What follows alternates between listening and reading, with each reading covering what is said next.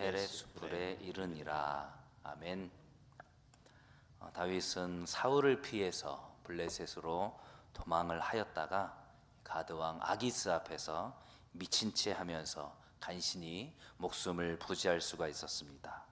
오늘 본문 그 1절 앞에 있는 바로 이 사람들에 대한 내용이 바로 그 내용인 것이죠. 이 그러므로라는 상황 자체가 그 가드왕 아기스를 피하여서 미친 채 하면서 간신히 목숨을 부지한 그 이후의 상황이라는 것을 이야기합니다. 그러게 블레셋 가드에서 쫓겨난 다윗이 옮겨간 곳이 오늘 1장의 1절에 등장하는 바로 아둘람 굴입니다. 피난처라는 의미를 가지고 있는 이 아둘람은 예루살렘에서 남서쪽으로 약 한 40km 정도 떨어진 성읍이었는데 이곳에는 석회암 동굴이 굉장히 많았다고 합니다. 그리고 사울의 통치권이 잘 미치지 않았기 때문에 다윗의 입장에서는 몸을 숨기기에 아주 적합한 장소로 여겼을 것입니다. 오늘 본문 1절에서는 다윗과 함께 동일한 위협을 당했을 것으로 예상이 되는 그의 형제들과 집안 사람들이 그 소식을 듣고 다윗에게 나아갔다, 이렇게 기록을 하고 있습니다. 그런데 굉장히 독특한 장면이 등장하죠. 다윗이 이곳 아둘람굴에 피신하고 있을 때에 그와 함께 하기 위하여서 다른 사람들이 또 모여들었다라고 이야기를 하고 있습니다. 오늘 본문 2절에 보면 이렇게 말씀하고 있죠.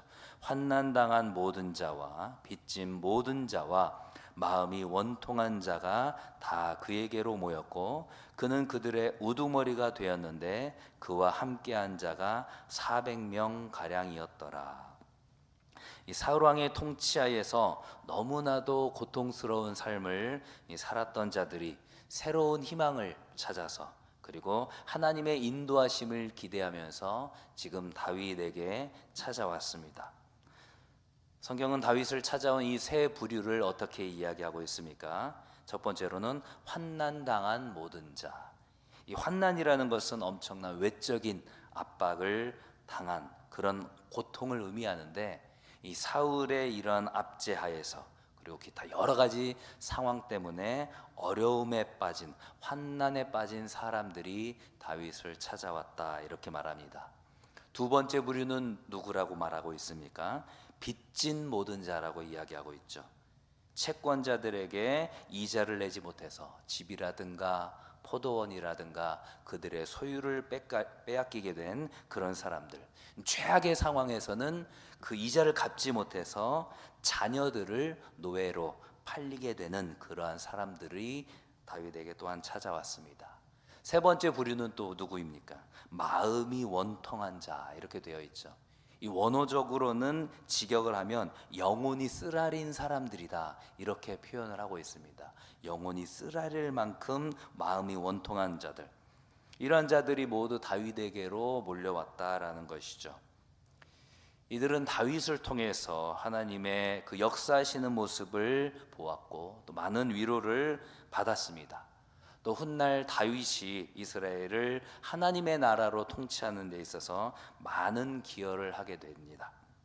다윗은 환난당하고 빚지고 원통한 자들의 우두머리가 되었는데 이들은 나중에 훗날 다윗의 정부의 관료가 되기도 하고 또 일부는 그의 용사가 되기도 하였습니다. 이런 상황 속에서 다윗은 그를 따르는 자들을 이끌고 증조모였던 롯의 고향인 이 모압 땅으로 가기로 결정을 합니다. 그리고 그곳에서 하나님의 뜻을 기다리게 되죠.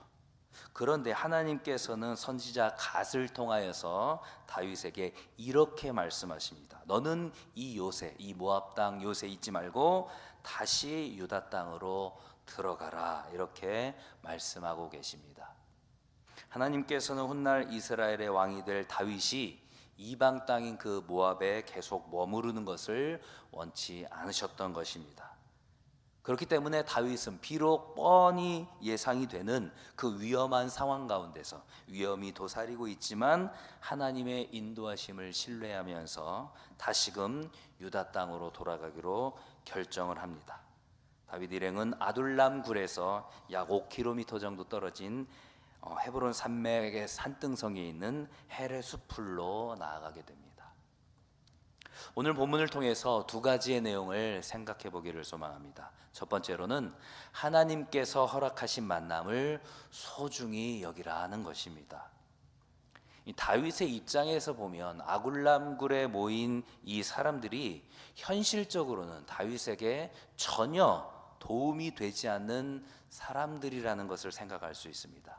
재력가도 아니었고 권세가도 아니었고 사울과 어떤 개인적인 친분이 있어서 다윗과의 관계를 중재할 수 있는 그런 사람들도 아니었죠.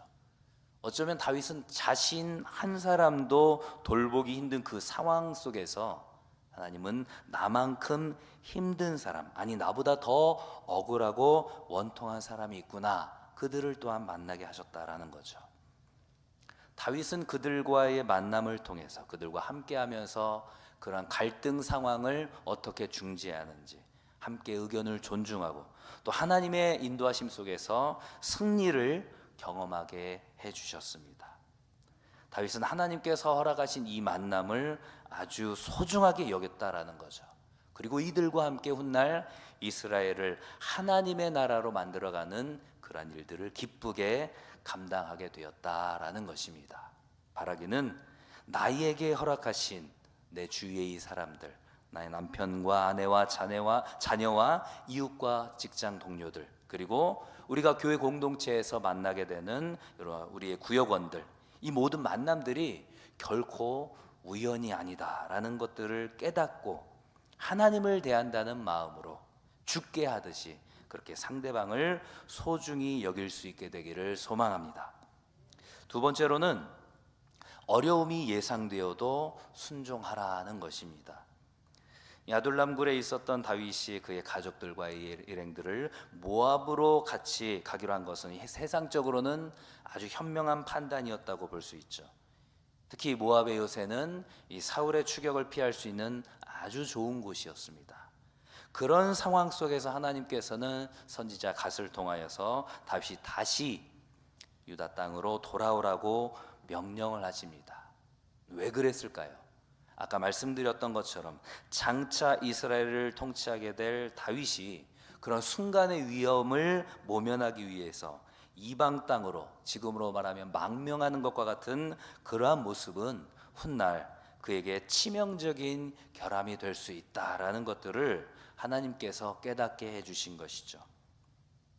훗날 다윗은 자신의 유일한 요새와 피난처는 바로 하나님이시다라는 것들을 시편 18편 1절에서 이렇게 고백하고 있습니다. 나의 힘이신 여호와여, 내가 주를 사랑하나이다 라고 하면서 찬양하는 고백이 무엇입니까? 하나님께서 나의 요새요 피할 바위시요 피난처가 되십니다 라고 계속해서 고백을 하는 거죠.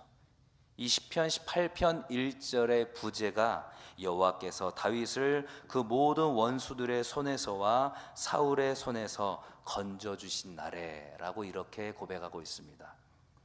분명 다윗은 어쩔 수 없이 다시 유다 땅으로 올 수밖에 없는 그 상황, 그러나 그 상황 가운데서 진정한 요새는 어떤 지형적인 요새가 아니라 바로 여호와 하나님께서 나의 요새요 나의 피난처가 되어 주셨구나라는 것들을 분명히 경험하며 생각했을 것입니다.